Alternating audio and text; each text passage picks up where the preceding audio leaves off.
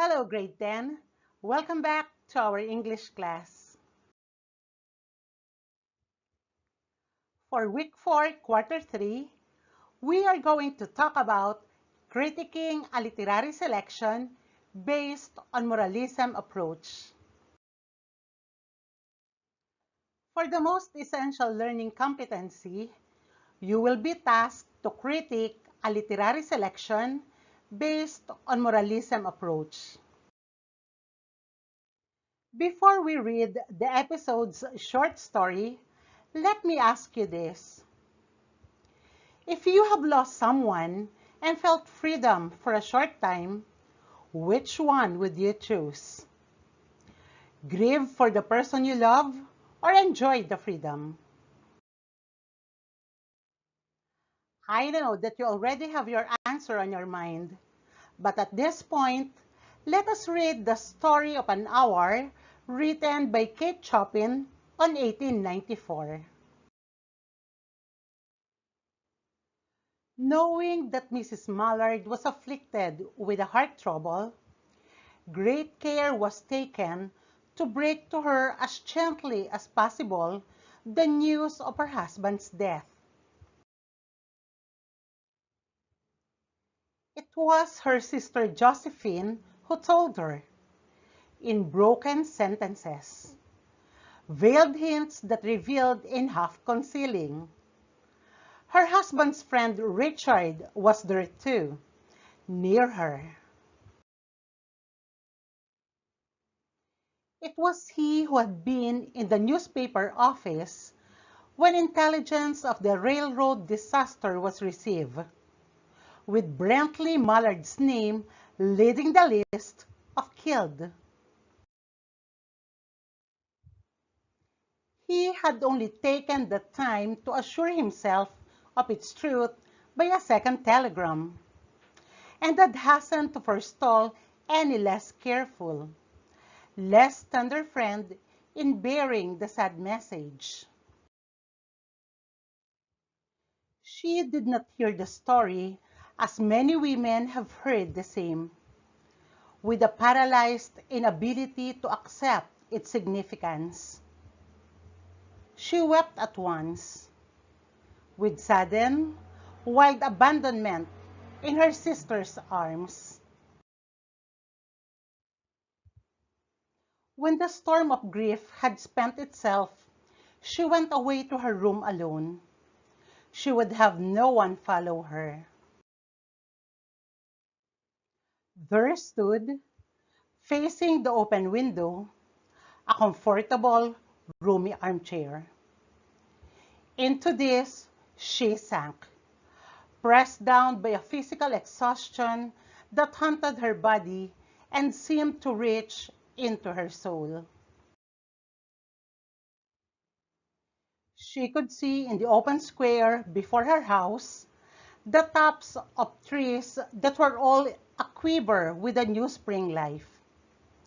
The delicious breath of rain was in the air. In the street below, a peddler was crying his wares. The notes of a distant song which someone was singing reached her faintly, and countless sparrows were twittering in the eaves. There were patches of blue sky showing here and there through the clouds that had met, and piled one above the other in the west facing her window. She sat with her head thrown back upon the cushion of the chair, quite motionless, except when a sob came up into her throat and shook her, as a child who has cried itself to sleep continues to sob in its dreams. She was young, with a fair, calm face whose lines bespoke repression and even a certain strength. But now there was a dull stare in her eyes, whose gaze was fixed away off yonder on one of those patches of blue sky. It was not a glance of reflection, but rather indicated a suspension of intelligent thought. There was something coming to her, and she was waiting for it, fearfully. What was it? She did not know. It was too subtle and elusive to name. But she felt it, creeping out of the sky, reaching toward her through the sounds, the scents, the color that filled the air.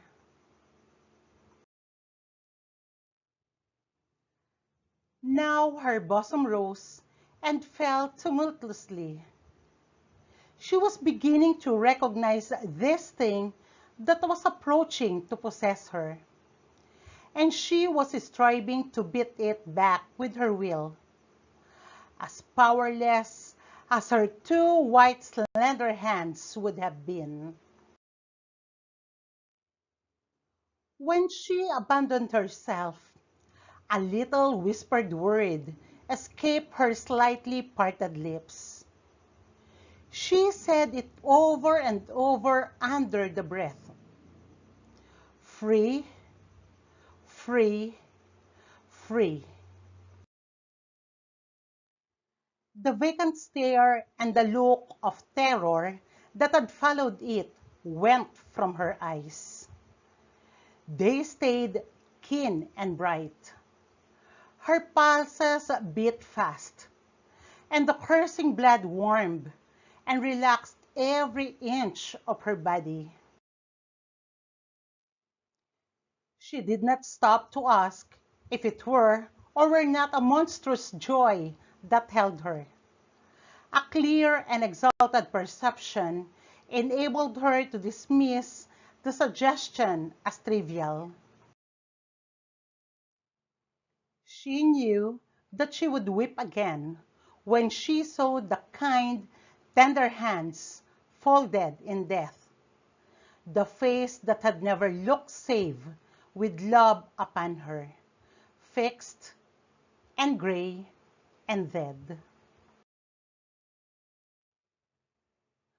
But she saw beyond that bitter moment a long procession of years to come that would belong to her absolutely. And she opened and spread her arms out to them in welcome. There would be no one to live for during those coming years. She would live for herself.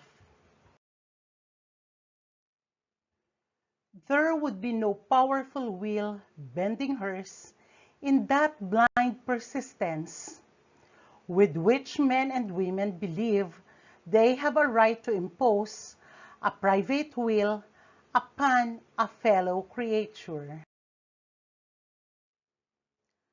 A kind intention or a cruel intention made the act seem no less a crime as she looked upon it that brief moment of illumination. And yet she had loved him. Sometimes, often she had not. What did it matter? What could love, the unsolved mystery, count for in the face of this possession of self-assertion, which she suddenly recognized as the strongest impulse of her being? Free, body and soul, free, she kept whispering. Josephine was kneeling before the closed door with her lips to the keyhole, imploring for admission. Louis, open the door. I beg, open the door. You will make yourself ill. What are you doing, Louis?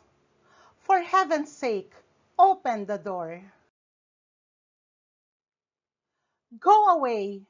I am not making myself ill. No, she was drinking in a very elixir of life through that open window.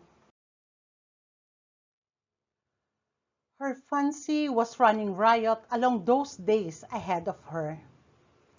Spring days and summer days and all sorts of days that would be her own. She breathed a quick prayer that life might be long. It was only yesterday she had thought with a shudder that life might be long. She arose at length and opened the door to her sister's importunities. There was a feverish triumph in her eyes, and she carried herself unwittingly like a goddess of victory. She clasped her sister's waist, and together they descended the stairs. Richard stood waiting for them at the bottom. Someone was opening the front door with a latchkey. It was Brentley Mallard who entered. A little travel, stained, composedly carrying his gripsack and umbrella. He had been far from the scene of the accident, and did not even know there had been one. He stood amazed at Josephine's piercing cry, at Richard's quick motion to screen him from the view of his wife.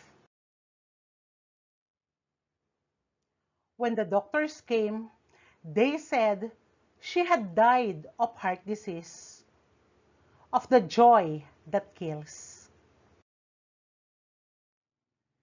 That ends the story of an hour, a very touching and saddening story of Mrs. Mallard.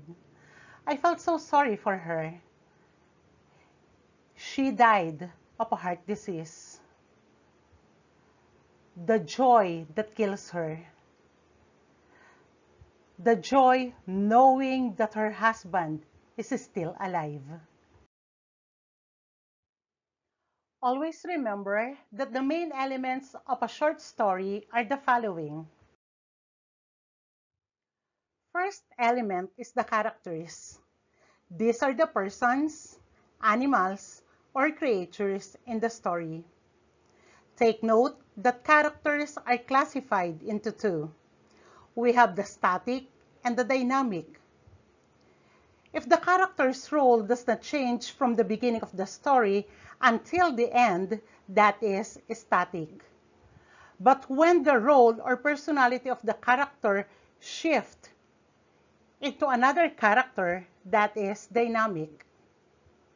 Take note also that we have the protagonist and the antagonist.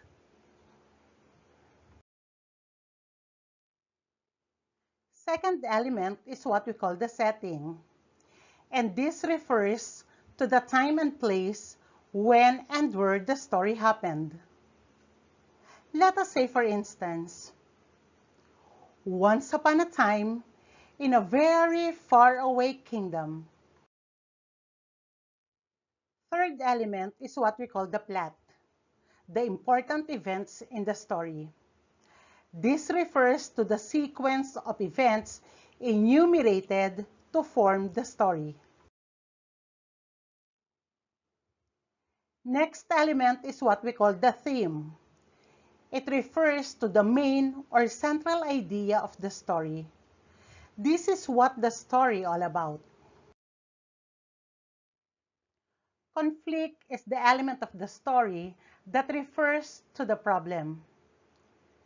It also refers to the struggle being undertaken by the characters in the story. It also makes the story engaging and more interesting. The next element of the story is what we call the mood. Mood refers to the emotion created by the reader. It is the result of the effectiveness of story writing and character portraying. The last element is what we call the tone. It is the way the author expressed his literary work. At this point, you are now ready to accomplish learning task 1 to 5 and quiz number 5. For your performance output, critique the story of an hour based on moralism literary approach. That's all for this episode. Happy learning and keep safe, everyone.